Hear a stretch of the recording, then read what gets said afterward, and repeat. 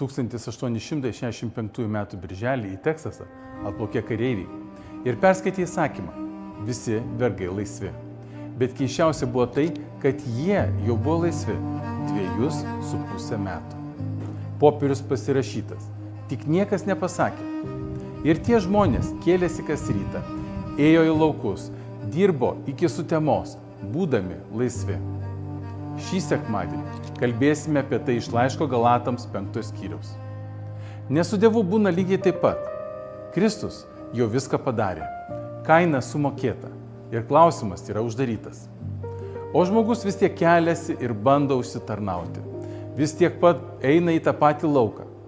Ir Paulius rašo čia trumpai. Stovėkite laisvėje, į kurią Kristus jūs išlaisvino. Nekovokite dėl jos, o stovėkite. Ji jau yra jūsų. Gal tau reikia tai šiandien išgirsti. Ateik, sekmadienį 11 val. Šlovės bažnyčia, Savanorių prospektas 192 Kaune.